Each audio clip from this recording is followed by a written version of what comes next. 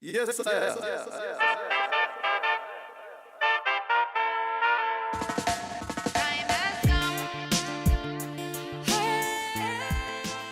Hello, friends, and welcome to Radio Free Cannabis, coming to you from high in the hills of Oakland, California. We are the voice of the global cannabis freedom movement, translated into 195 different languages. Please remember to keep your comments and questions coming to us, and remember to subscribe to this podcast. A quick shout out to my good friend Merv from Okayama Denim for this beautiful natural indigo shirt.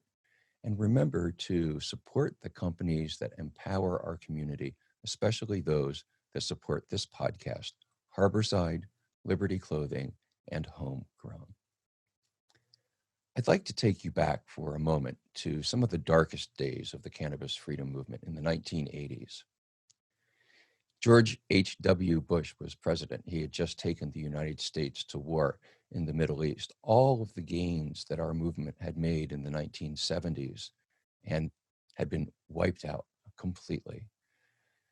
We were keeping on moving, keeping on struggling, but there wasn't even a glimmer of light at the end of the tunnel. It was a hard, hard time to be a cannabis activist. And then, towards the latter part of the middle of 1980s, Jack Herer burst on the scene. And Jack gave us this whole new way of looking at cannabis. We had always thought of our struggle as mainly a freedom struggle, that we had the right to use this plant and nobody had the right to tell us not to. And of course, that was true then, and it's true today. But as much as we loved the plant, there were things we ourselves didn't know about it. And he gave us this much more complete picture. And in doing that, Jack really validated our lives, and he restored our hope, and he energized us and gave us a way to move forward. Today, the whole world is in a really, really dark place, struggling to find hope.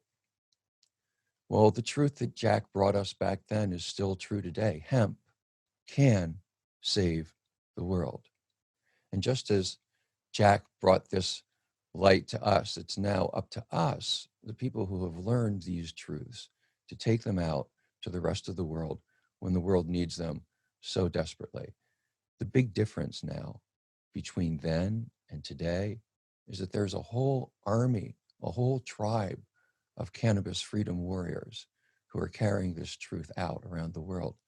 And our guest today, Doug Fine, one of my dear, dear friends. He is an author, an activist, an entrepreneur, a rancher. He's written a number of spectacular books that you should check out, including Too High to Fail, Hemp Bound, his latest, American Hemp Farmer, and we can't forget about Farewell, My Subaru. So we'll have a chance to touch on these books a little bit later, but I want to get right into it with Doug now. And Doug, in your latest book, American Hemp Farmer, you begin by describing a moment that you call your climate change Pearl Harbor. Could you describe that moment for our audience and the impact that it had on your thinking moving forward? Thank you, Steve. Yes, in fact, it's such an intense story that I'll leap right into it and go into my thanks for you and what a genuine inspiration you are to me and my work. But yes, I'd already made the decision to live, I guess you'd call it fairly remote. I think of it as just trying to be a member of the animal kingdom on planet Earth. But you have to get far away these days for that to happen, and was doing my best despite a suburban upbringing to be as self-sufficient as possible, just to see if it was possible for a regular guy to get rid of fossil fuels as much as possible while keeping digital age comforts. So much of our carbon miles is in our food, the amount of petroleum we use. So got some goats, love them, still love goats. Milk them twice a day, having a wonderful time with my family in this remote part of New Mexico. And in 2013, a climate change induced millennial wildfire, the kind of things we used to call millennial, now happen whenever they happen, every other year. 130,000 acres was threatening to turn my family into one of the 20 million climate refugees on Earth now, but in the numbers, of course, increasing. If the monsoon rains hadn't come a day or two from when they did, we would have been evacuated. But before this could happen, a bear that was a refugee from the fire himself, a really big bear, a black bear, but young, probably, you know, what we would consider an adolescent, woke up my family one morning, scaled our goat's fence, and basically in front of our eyes started killing our goats. And it put, you know, the human family in danger as well, but we didn't blame the bear. The bear was terrified. I had lost everything that he had known. It just went up in flames, and he didn't fare too well either after going after some of my neighbor's sheep as well. But he wound up killing all but one. All our goats on our Funky Butte Ranch here in New Mexico are named after singers that we love, but maybe have goat-like voices. So we lost Natalie Merchant and Melissa Etheridge, but we Taylor Swift, the baby, survived. And there's an intense, unforgettable moment when my sweetheart and I were tending to the injured goats, kind of triaging there. There was 2 separate times the bear attacked, left, and came back again. And we were tending to the goats, and our eyes met, and we've discussed it afterwards. It was about, as you described it, that Pearl Harbor moment. This isn't a dress rehearsal. This is the bottom of the ninth for humanity. Like, our real lives, our real family is really, really threatened. And everyday action to mitigate the climate change factors that caused the wildfire, that caused the bear refugee to attack and kill our goats, was something we had to see what we could do. And for the purposes of this conversation, it's about planting as much hemp as possible, all regenerative crops, but hemp especially, because when cultivated in a regenerative manner in real soil outdoors, it's some of the best tools that we have for every individual to actively sequester carbon. So that's a good segue to my next question. In the book, you make a pretty audacious claim, and you say that the best way for us to mitigate climate change is to plant as much hemp as possible. Could you tell us, you know, what the basis for that claim is? The studies that I cite in the new book, that you're kind enough to mention, American Hemp Farmer, there are a lot of studies, but the studies that I cite sort of combine and average what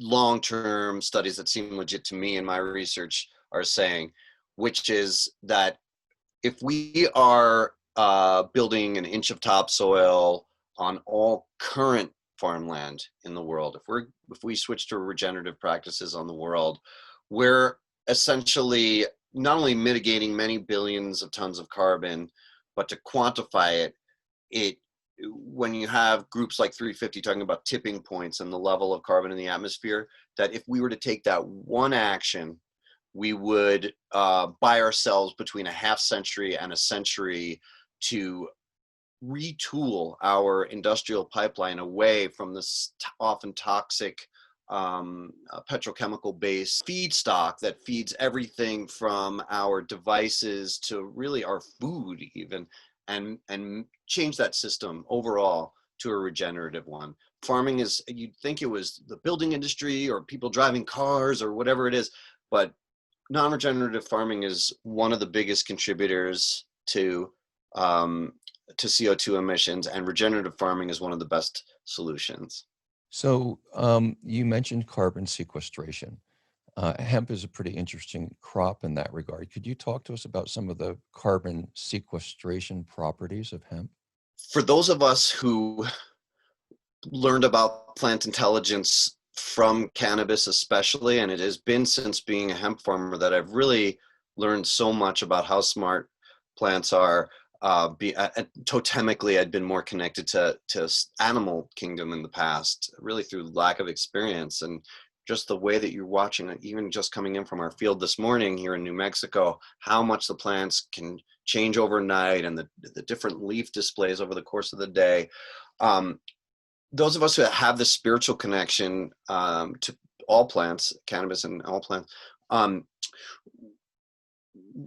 we think of it as a relationship. In other words, we do kind things to our friends and family because of our love for them, and we think we love the plants love us, and that's probably true. But when you get right down to it, there's a largely mechanical explanation for why hemp is such a great phytoremediator or soil builder or carbon sequester. These are all synonyms.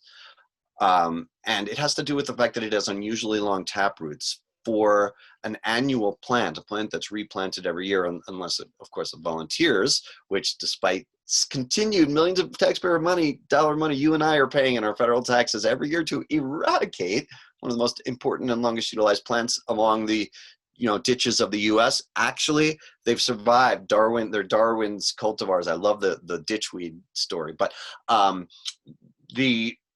they're very, very unusually long tap roots. And that is the secret. It's creating a condo complex underground for the beneficial microbes that cause our hemp and other regenerative crops through photosynthesis and their own processes to sequester carbon. And that's saving our grandchildren. So it starts with microbes and their relationship with hemp's roots. But if you're hugging a hemp plant and saying thank you for sequestering carbon, the part of the plant that we're thanking are the tap roots, the long roots. So I've heard a figure of 1.4 metric tons of carbon sequestered for every acre of hemp harvested. Do you think that's accurate?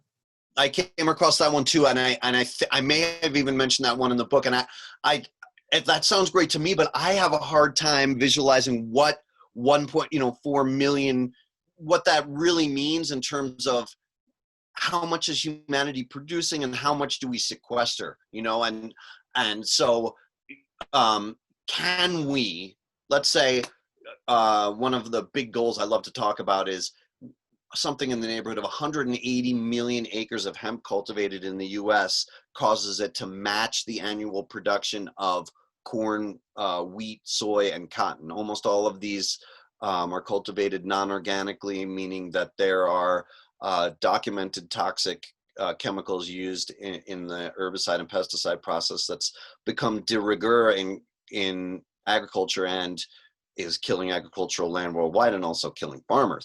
But once I know that fact, that whatever it is, that 140 million pounds or tons of carbon per acre planted, if we factor that on that admirable goal of matching corn, wheat, soy, and cotton at 180 something million acres of hemp, does that do it? Is that like problem solved with climate? I don't know the answer to that, but I don't know any other solution. You were so wise to quote Jack Herer, who really awoke everyone about hemp, who said, I'm not claiming it's, surely the solution. I'm just saying it's our only hope is to try it. Right. Who's got anything better to offer, right? Well, we've been talking and throwing the word hemp around a good bit. And I believe that there's a lot of confusion today about exactly what that word means. So let's talk about the lexicon a little bit. When we're talking about hemp, what are we talking about, and how is it different from other kinds of cannabis? I love the way you framed that question, because my answer is it is all one plant. As recently as, let's say, prior to cannabis prohibition's federal implementation in 1937, for the 50 or 60 years prior to that, when the Kentucky, Virginia region was leading the nation in production there was no THC testing. People didn't know what THC was. It was what produced, generally speaking, the best fiber, was generally the reason for Navy rigging and all that stuff. So this separation came about in a 1976 Canadian paper in which the Canadians were thinking about restarting their hemp industry, smart people, and the researchers, one of whom I interviewed for the new book, who's getting on now, but really is aware of the discussion and has cogent take on it. Basically, they admitted that their choice was arbitrary. They just sampled many hundreds of different kinds of cultivars from around the world. And they're like, well, 0.3% or less is really safe as far as no one getting high. So this new separation it was created in my own view. And this is trying to be a voice for independent farmers who are launching as cannabis hemp farmer entrepreneurs from a regenerative standpoint, trying to rebuild rural communities. I see a policy endgame of returning to that unity, but I recognize that we have this difference now defined on a federal level for a short time longer only as 0.3% THC. We're going to get it to 1% hopefully this year and beyond.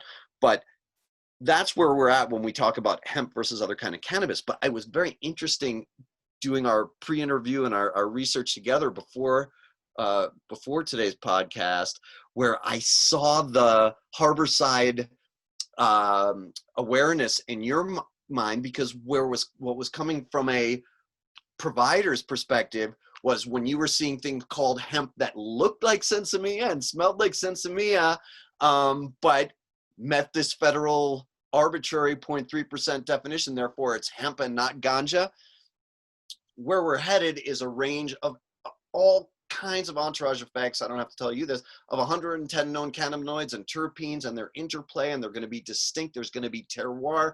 This idea of separation is lunacy in my view. The last thing I'll say about that is some folks now within the hemp world kind of think of separating that CBD/cannabinoid market of growing sensimilla bushes from some other category of industrial hemp, such as my shirt, and I'm sure more than one thing that you're wearing today, and all the other applications, the superfood shake that I had this morning, for instance, with hemp seeds in it, as though they were separate categories. To my mind, leave that up to the farmer. I happen to enjoy growing tricrop. I use, even though I grow dioecious flower, male and female seeded flower, which would be worthless on the dispensary market today, I use that flower. We eat that flower in my family, and my commercial product, which I grow USDA certified organic in Vermont, is also seeded flower. So we use the flower. We obviously use the seeds, high protein superfood. We can talk about that. And it's a beautiful textile grade fiber that I would love to see find markets. So to my mind, they're literally, call it cannabis, ganja, hemp, whatever you want, literally no difference. But I recognize that in the world today, there are divisions amongst different of the applications, and we have to, I guess, implement those in our lexicon. Yeah, to me, it seems like we really do need at least one new word. Here's the way that I look at it. The question of what is or isn't hemp has become very confused because of a legal loophole, which allows people to grow cannabis that's intended for human consumption without getting licensed by any state cannabis authority, provided that cannabis is 0.3% or less THC. So for me, the way that I would take a look at the real differences in cannabis is that there are two major types of cannabis. Cannabis, which is grown, intended for human consumption and all of the products that are made from that, and cannabis, which is grown to make things out of. That's a very natural division. It is one plant, but you grow them quite differently depending on what the use is. The question would be if we have hemp, and I would argue that hemp should be the word that we use for stuff we make out of cannabis, and we have this large word cannabis, which sort of is everything that's cannabis. We have a missing word. What do we call cannabis that is intended for human consumption? Anybody got any good ideas? I think it's time to sit down and have a smoke and come up with something very inventive, boys and girls. So give that one a little bit of a thought. So we've been talking about this 0.3% limit, and you just mentioned a 1% limit. Actually, there are some places in the world, like the country of Colombia, that has a 1% threshold for THC. And just to set this frame for our viewers who might not be aware of it, when we're talking about a 0.3% threshold, if you have any larger amount of THC than that in there, then your crop is declared hot.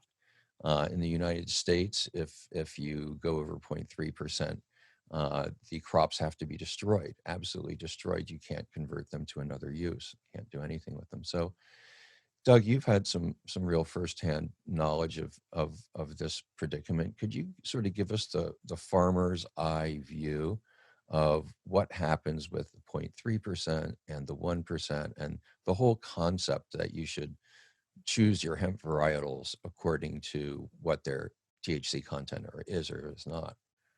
I'm going through it right now. My state inspection is coming up for my ranch crop, home crop, and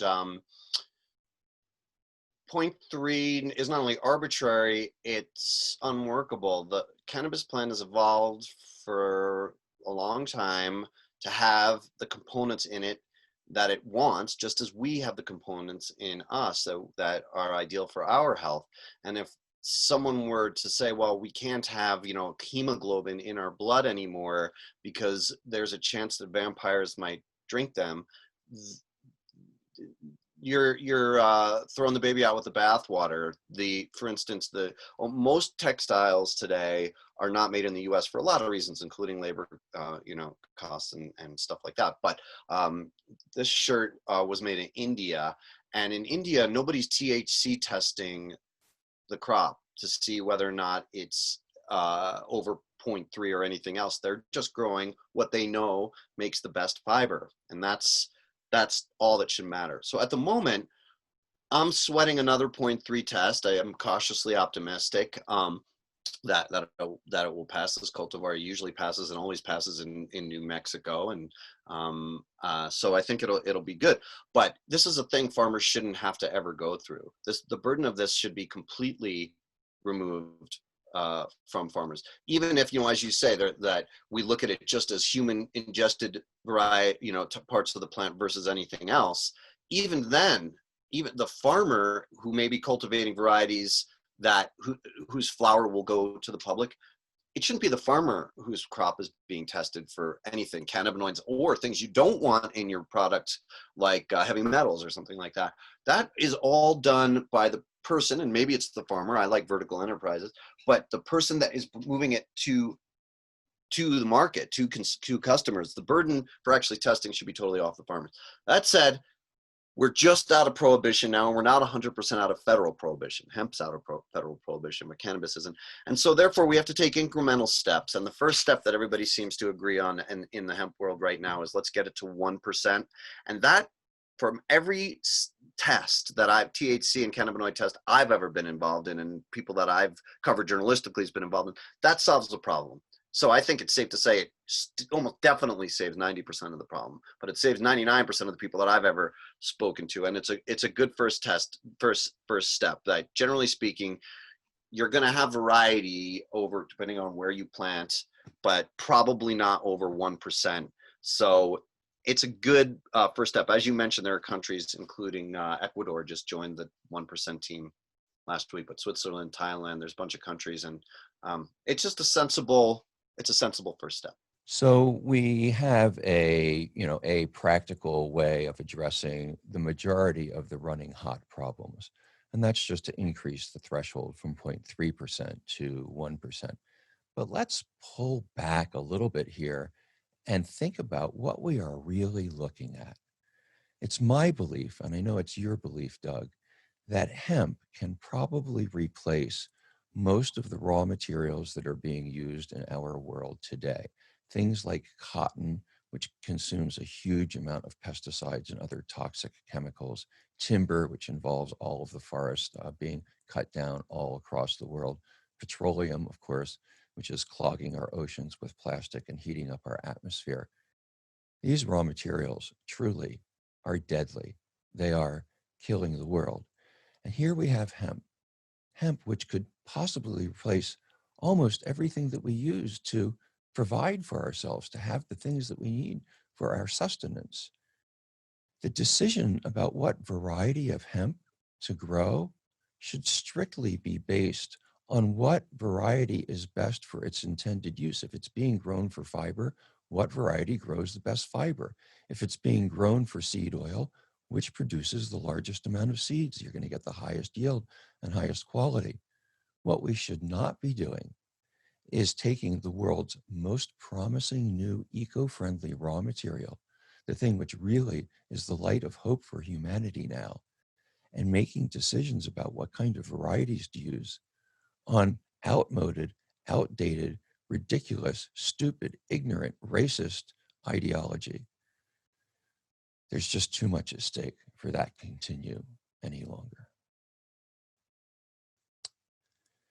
You know, another one of the things that we hope to see out of the cannabis renaissance that we're all a part of is some more equity in the economic realm.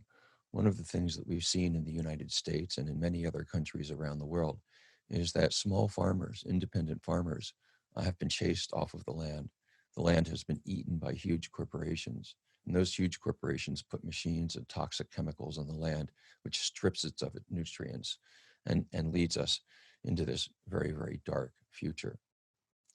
So part of the vision is to bring people back into the land along with the hemp. And so, Doug, being a small independent hemp farmer, why do you see and how do you see hemp offering an option for small and independent farmers to continue staying on the land? It seems to be the only option, Steve, because wholesale prices, for instance, of CBD have already cratered. We're in that Wild West mentality with the whole cannabis industry, but especially with hemp now, where farmers were receiving ganja wholesale prices, $3,000 a wholesale pound in Oregon 3 years ago, and now sometimes it's in the realm of $3 to $20 a pound. That's a really radical shift. Like, you know, if you're trying to run a farm on enterprise, an independent farm enterprise, that's not a stable model. And so a more stable model, which requires a lot more work and multi-year game plan, also not easy for a struggling farm with a mortgage, is to create a top shelf hemp product.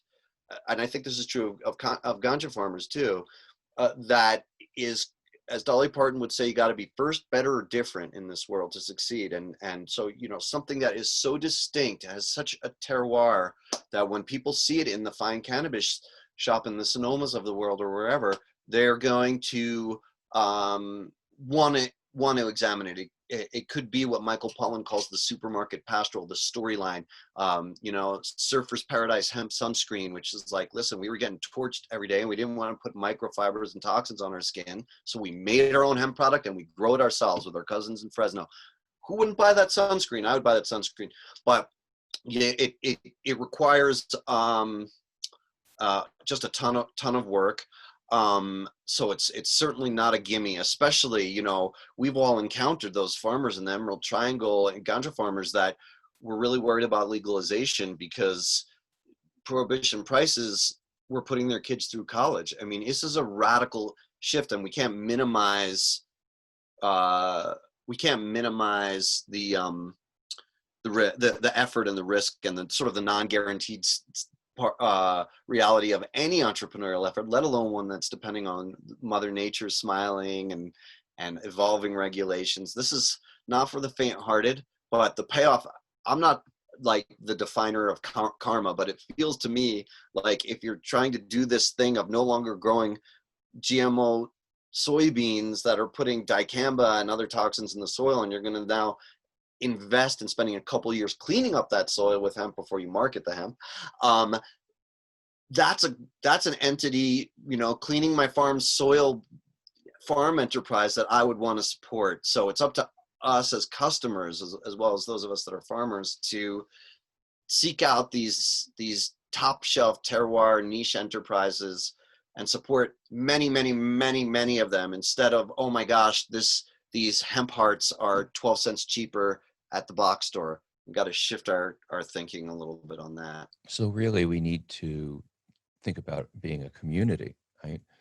Of having cannabis consumers be really aware of where their cannabis is coming from and the impact that their buying choices have.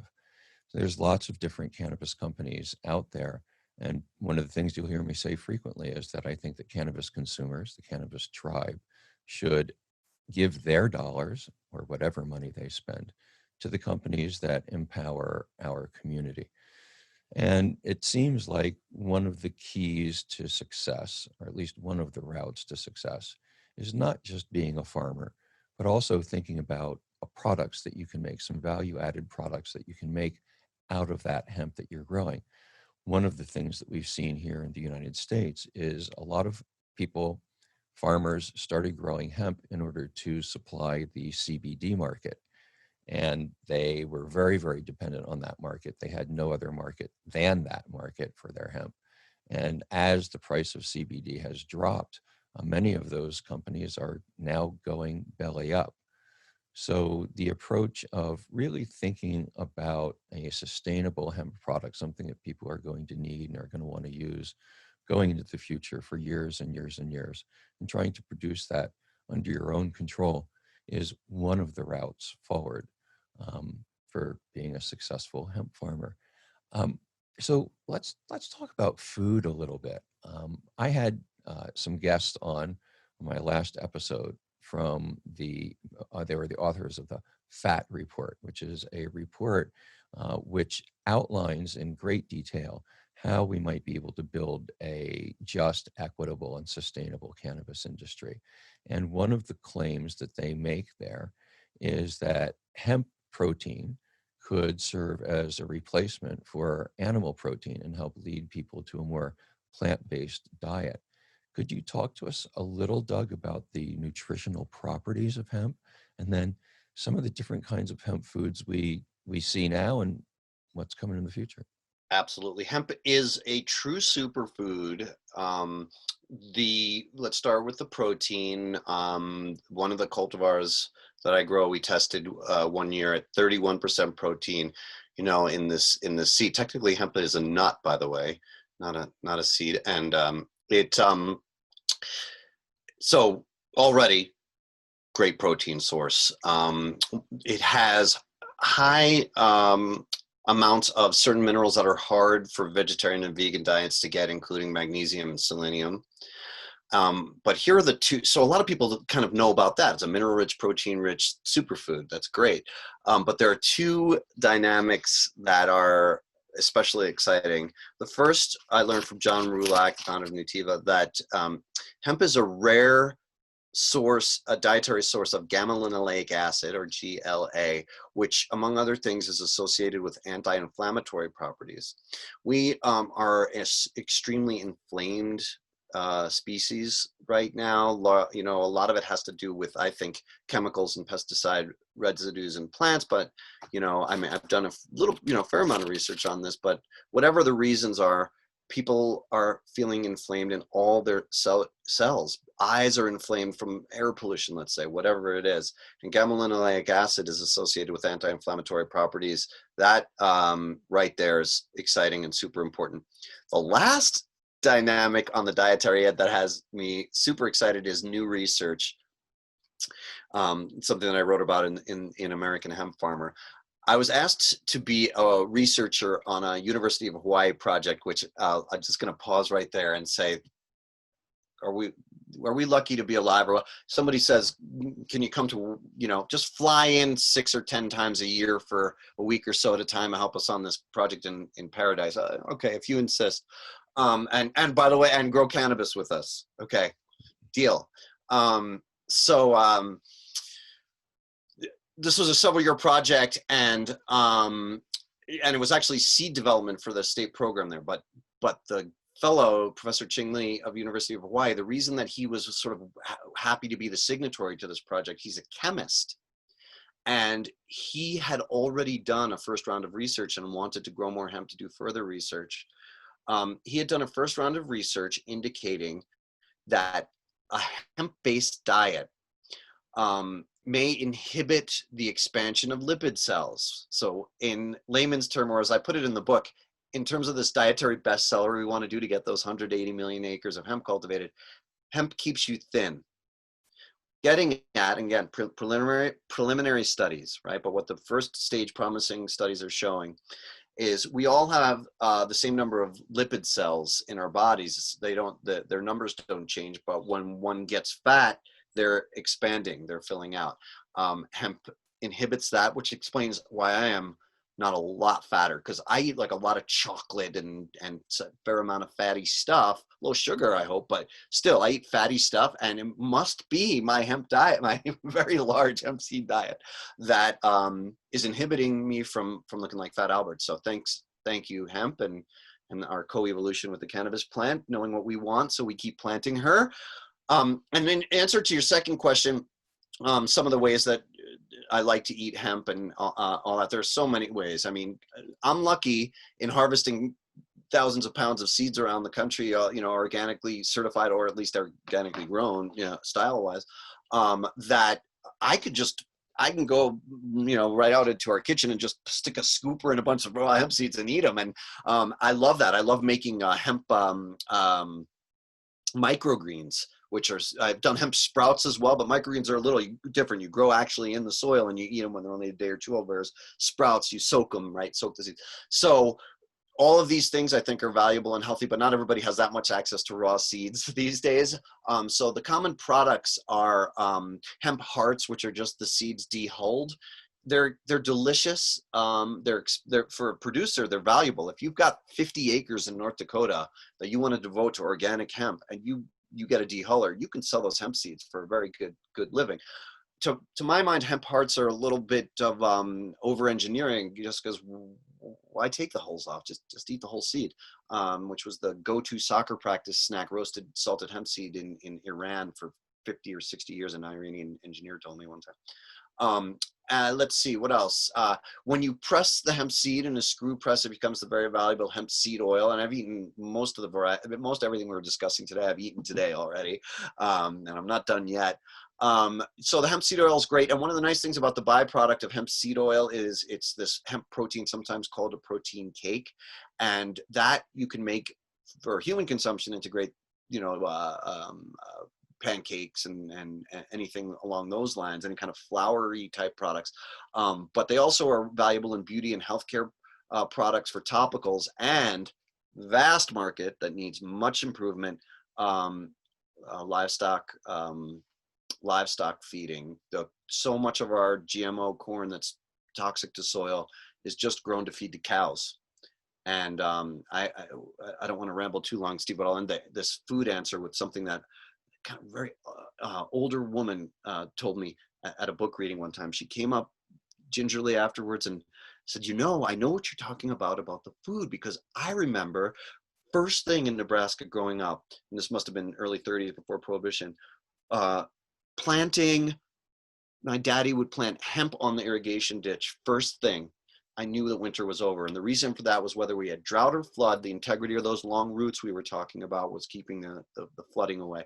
But I knew it was harvest. I knew it was cattle finishing time, because we finished our cattle on those hemp seeds and on those hemp leaves. They loved them. They fattened up, and we had a competitive advantage over others because our cattle was healthier. And my daddy said it was because of the hemp diet at the end of their life cycle. Wow. You know, I just think about how many examples you've just laid out of how the web of life is so interconnected, and how beautiful it is, the kind of world that we can live in if we take the time to study Mother Earth. So here we have this remarkable plant that revitalizes the soil, that sequesters carbon, that stops erosion. And when we harvest it, and when we eat the protein that that plant gives us, it starts stripping out some of the poison that our bodies have accumulated from all of the chemicals that we've been using. And it starts helping us return our body weight back to something that's more balanced and more healthy. It's good for the soil. It's good for our weight. It's good for inflammation. And if we grow enough of it, And if we grow it in the right way, we can start creating an economic system that will allow us to provide for ourselves without these ridiculous numbers of tons of chemicals being poured onto Mother Earth. So, Doug, talk to us a little bit about your relationship with cannabis and how that has inspired your life's work. This maybe is the place where I can say thank you, Steve DeAngelo, because it's when you started devoting your life to cannabis reemerging from the underground to the above ground, it wasn't a safe thing to do. I mean, in our recollection, our kids will laugh about this. Presidential candidates had to drop out or claim that they didn't inhale or for having a relationship with one of humanity's longest utilized plants, something that has been so valuable to human health and well-being for so long. Before sedentary agriculture, we humans carried it around in our pouches. Anthropologists call it a camp follower plant. And George H.W. Bush, gosh, he could have said thank you to the plant whose hemp cord saved him when his parachute was made from it in World War II. That reason alone, well, it's just, this plant's been good to me. It saved my life. Let's bring it above ground. So when you started talking about it, it wasn't safe. Although I really enjoy the cannabis plant and I love plants, and it's helped awaken me, really, as I said earlier, to all kinds of plant intelligence. We infuse bee balm as a teeth whitener. Where my kids just after our podcast, I'm making a stir fry from our kale. It's all awesome to me, and cannabis just being one of them. It's another plant in the garden, but it's just a particularly awesome one. But folks will say to me, my first cannabis, I've written some cannabis journalism, but first cannabis book came out in 2011. Sure, it was before the first state legalizations, but people are saying, well, that's brave of you to openly advocate for this. And I'm like, well, what are you talking about? There's people that have been fighting for a long time for this. And you are prominent among that group where I read quotes of yours at the time I was researching Too High to Fail, which was about regenerative cannabis farmers in the Emerald Triangle trying to form cooperatives and come above ground for the good of patients and their plants, because only medicinal was legal then, medicinal cannabis. You were being quoted at that time when this menacing, awful U.S. attorney from Northern California was threatening herbicide. You're like, yeah, sure, come on, carry me out in chains. If you want, drag me out, I'll be back the next day. We're going to win, you're going to lose. And you're right. And that was when it was brave to be saying, it's been very easy for me to talk about cannabis as part of really not only my own health maintenance and my own family's well-being, but my patriotism. Like I'm proud of the colonial importance of hemp. I'm proud of the Hemp for Victory project during World War II as an American. The plant's been so important to America. Not many people know this, I bet you do. Since 94, the hemp has been listed by presidential declaration, presidential special order, as a key crop to be cultivated in times of national emergency. So that was under Clinton, who didn't like to admit that he inhaled. So my relationship with the plant is that it's a plant that I absolutely love, and personally, and it's essential to my dietary well-being, I believe. And my ultimate goal moving forward is where it is really just considered a shrug. It's a shrug. Our kids and our grandkids will sort of hear these stories. They'll be in their food co-op, and they'll be getting, and this much ganja and this oh yeah, we're having that party, let's get a few cucumbers. It'll just be a thing that you get, and they'll laugh at our war stories that it was for a short time treated as something else. That's what I hope the end game is here. And no question in my mind at all, Doug, that when the history is written here, some decades into the future, that reality is going to be encoded in it. Okay, that humanity has used this plant, as far as we can tell, from before we were even really fully human beings, we co-evolved with the cannabis plant. It has been part of human culture for thousands and thousands of years, ever since there was such a thing as human civilization. And it's only been in the last 100 years or so that the human species has more or less willingly divorced itself from the most valuable plant that we've ever had. Those days are assuredly coming to an end because we can no longer afford on this planet to ignore cannabis any longer. Doug, let's back up a little bit here and understand who you are and what you're up to a little bit more. Maybe you could talk to us a bit about Funky Butte Ranch and what your trajectory to the ranch was. Thanks for that. I lived for a number of years in Alaska and learned a lot because I grew up in the suburbs, so I had very few survival skills. And my first book was called Not Really an Alaskan Mountain Man, and it was just about the locals laughing at my attempts to transition to an actual member of the animal kingdom trying to survive. But you can't help but live for a number of years in that place without appreciating the importance of living ecosystems, but also toughening up a little bit in terms of being able to take care of yourself a little bit. Moved to New Mexico, fell in love, have a wonderful family, 2 kids whom we homeschool. As you kindly mentioned earlier, I wrote a book called Farewell, My Subaru, which was about trying to remove fossil fuels from our life here on the Funky Butte Ranch, but keep digital age comforts. Was it doable? Was it not an all or nothing proposition? So much of that has to do with what we've been talking about today, the biomaterials that feed into it. So my hemp and cannabis work that followed was really a logical extension of my work in regenerative living, my efforts to live regeneratively.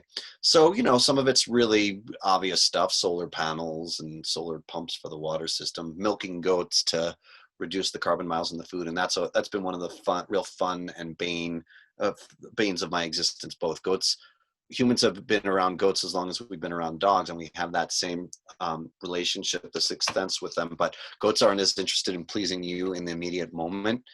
They know at 6 p.m. they're going to be giving you this milk that you want and need. So if they don't feel like coming down from that butte right now when you thought you heard a mountain lion over there, they won't. Sometimes they do. This may be a time to bring forth the hemp plastic goat that I like to carry everywhere these days to symbolize Goodbye Pacific Garbage Patch. We were talking about the biomaterials returning to hemp and other biomaterials. There's a town I wrote about in the book Hemp Bound, a previous book called Feldheim, Germany, which takes all of its region, all of the county waste biomass. The farmers, if they're good, will compost, and if not, they're just burning. And they bring it to a gasification unit, and it creates power. Not only does it create power for an entire, essentially, county, but it reduced their unemployment rate from the highest in Germany to the lowest, because now the unemployed work at the plant. So biomass, not just for energy and our stuff and our materials, but next generation supercapacitors, that's something that's really exciting to me. I'll finish a quick point on the Funky Butte Ranch, and I wanted to just quickly touch on something you mentioned earlier that I thought was a good and important point. So here on the ranch, you know, I mentioned we homeschool, and our life is really pretty much about the 4 humans and the bunch of 4-leggeds that are around it.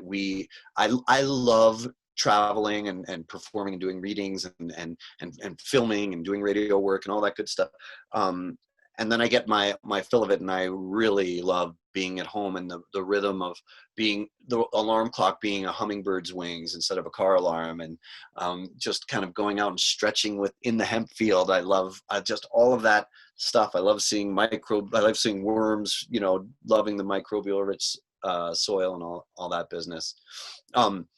The one point I wanted to touch on that you mentioned earlier was just the sort of farmers' rights to cultivate the types of hemp cannabis that they want without interference. I think that along with raising the THC level to 1% immediately, that second point, that genetic freedom to farm, is at the crux, not just of the hemp and cannabis industry right now, but of humanity's ability to survive. I mean, again, these are times where people can talk big because there's big stuff happening, but I don't say this lightly. And the reason I don't say it lightly is that this idea of a company owning the seeds and the farmers being serfs to them, it's pure serfdom. And it's the same thing if you're growing chickens for a major chicken company. They own everything. And if you're lucky, you get a little something that keeps you in the debt cycle while you're poisoning your soil every now and then. Maybe there'll be some kind of price spike and you can get a new truck. But it's not a functional, long-term, healthy life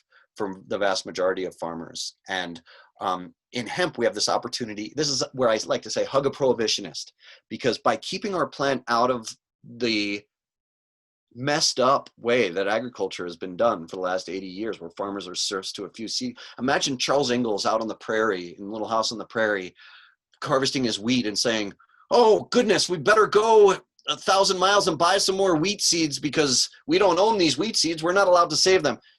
It's a human right to save your seed. It's un-American to claim anything otherwise. So when we're discussing with ag departments now, this level playing field is what I call it in the new book, this genetic level playing field where for a certain number of times, the years, let's call it 10 plus years, farmers should be able to grow any variety of cannabis that they want, that works best for their applications, without it being enslaved to, that's a strong word, without being serfs to some seed entity. If they want to do that, because the seeds will be cheaper, and if you can trust that the seeds will stay cheap, same quality, all that business from this company that's providing you seed that you don't own, sure, if you want to do that to make some hemp hearts, that's fine.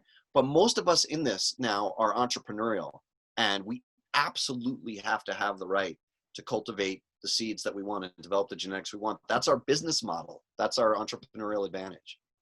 You mentioned a couple things that I just can't let go without us digging a little bit deeper into. One was hemp plastics, and one was hemp supercapacitors. So what's the story with hemp plastics today? I mean, we've heard a lot of talk about it. Are we going to start seeing products made out of hemp plastics on the market? I hope so. Everything to do with the fiber side of the cannabis hemp plant now is embryonic. There has not been a critical mass breakthrough, with the potential, exception of textiles. Places like Hungary, India, China are keeping it going with the textiles, but hemp ropes, which are superior performing, there's no profession that I know of, professional rock climbers that are using natural fiber ropes. It's all synthetics. So we're embryonic in all of these things. And it requires acreage. Another metric I examined in the book is for a community to really try and get a cooperative going, where regardless if you're growing for ganja, CBD, CBG, or seeds or whatever, you've got the fiber, right? Everybody cooperates. It goes to a central facility. The smallest one of these, for let's say a region, a portion of New Mexico, let's say, would be $5 to $8 million and require 3,100 acres of feedstock. These are not unfeasible numbers, but they're big and professional numbers. So and that's the smallest. So we really don't have the infrastructure and capacity on the fiber side yet, and it's probably going to require farmer collaboration. And there are folks working on this stuff. That said, it's an essential part of the puzzle. We're talking about dietary improvement through the seeds, spiritual and health maintenance improvement through the flower, phytoremediation, cleaning up soil, sequestering carbon with the roots. The fiber is really, really vital. So when it comes to plastics, you can do hemp-based plastics at any, I'll hold it up close there just so folks get a closer look at it. This is what they call PLA, which is the same type of plastics that's in Legos. So for instance, this type of plastic, and from what I hear, I think Lego is talking about moving to biomaterials and it's plastic. This will not compost quickly on its own. That's the design. If you have a rocket part made out of hemp going to the space station, you don't want it to self-destruct. That said, churn this up into small pieces and it's soil again. The issue is having enough feedstock. It doesn't require a lot of feedstock to do plastic, and it does require a lot. It doesn't require a high quality feedstock. The issue is the binder. This is the big variable, folks. If there's some smart engineers watching today, the issue is in all of our society, the binders, the adhesives, the glues, the gels. These have got to get cleaned up. And once again, as they did during the Age of Exploration, where the Hash Museum in Amsterdam told me, hemp fiber went into the boat cracks, hemp seed oil mixed with pine pitch and all that stuff went into the outer cracks. It's a different mentality. It would survive salt water and a huge journey for a year, but not 50 years. There were people that would have to maintenance it when it came back. Like, this is what we think we just chuck crap away. That's not how it works. You actually keep things going and reapply them. But good news is the farmer's growing that next bit of fiber and seed oil for you to be able to use. So last thing on plastic is this is technically what do they call them? The materials engineers that I interview, they are very sensitive about this kind of thing. This is a composite, meaning that it is mixed with, it's the hemp fiber mixed with a binder, which sounds good, corn binder, but it's a Cargill non-organic little corn pellet product, which, God bless them for, it's better than petrochemicals, but it was grown with petrochemicals. So we need the smart engineers to be working on hemp and other biomaterials for our binders. It's not enough to just put the fiber in there. And this is true for our cars, our rockets, everything that gets glued, children's toys, all the things that we don't feel good about kids putting in their mouths today, we can have superior performance on. For things that are more immediately compostable, like if we want to get rid of plastic servingware and styrofoam, but lunch containers, that's an easier process. That's pulping. I've seen it done in many places. Anybody can do it, and it's not expensive. So that's the long and the short on plastics. And supercapacitors? Give me just a minute on supercapacitors. So this is a real problem, right? I mean, it's a miracle. We got to appreciate the good things that have been given to us, but it's a problem because of the rare earth, for a lot of reasons, human rights and in factories that assemble it, and the chemicals that actually go in. Samsung had to apologize to thousands of employees who were made sick after 10 years of stonewalling for just the toxic stuff in our devices that we then carry everywhere and use everywhere and have, or we're able to have this conversation, thank goodness. But so in order to make those more, hemp has come through again, in order to make those more regenerative, the long and the short quickly on supercapacitors. Next generation devices that are going to charge batteries, hopefully with solar panels, charge our phones, all that kind of stuff. Those supercapacitors are what makes the batteries charge really fast. And today the nanomaterials in them are toxic and expensive. And miracle of miracles, a researcher then in Canada, now in New York, found that hemp feedstock, hemp feedstock makes at the nano level, at the 1 carbon level, a more efficient, way cheaper, not to mention incredibly much more greener, nano particulate called graphene that goes into next generation supercapacitors. So it's outperforming. Now, why does it do that? At that 1 carbon level, hemp has this folded waffle-like increased surface area. Just another divine gift. Or maybe the plant knew that these hairy apes were going to one day get to the digital awareness, and they said, we're going to make it at the nano level, that hemp is also the solution. Well, I will go with the divine inspiration there. That's the conclusions that I've come to. Doug, thanks so much for spending some time with us. You've been really successful in building a career that allows you to carry the message about cannabis forward and also provide for your family. Any last words of advice for young folks who are wondering how to do that for themselves? Oh, thanks for that.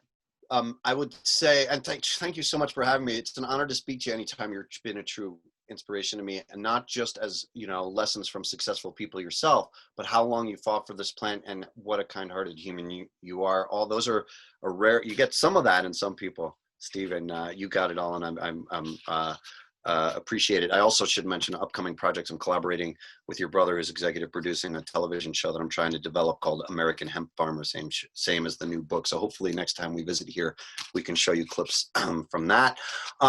But advice, I would say, first and foremost, believe in yourself and your own ideas. I don't think that it's a bad thing necessarily to work for someone else, especially for a period of time. But if you have an idea that you believe in, it's not going to come easy and it's not going to come quick, and you have to be willing to work for it for decades. Whatever you choose to do, it has to be something that you could not possibly be happy doing anything else.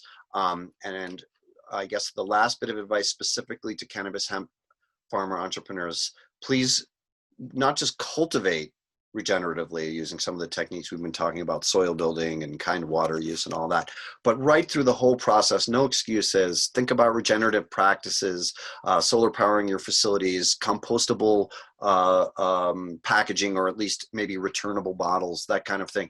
Think about it. And end game. Do you aspire to be in the Walmarts and Costco's, or do you just want to serve a region and help build your communities?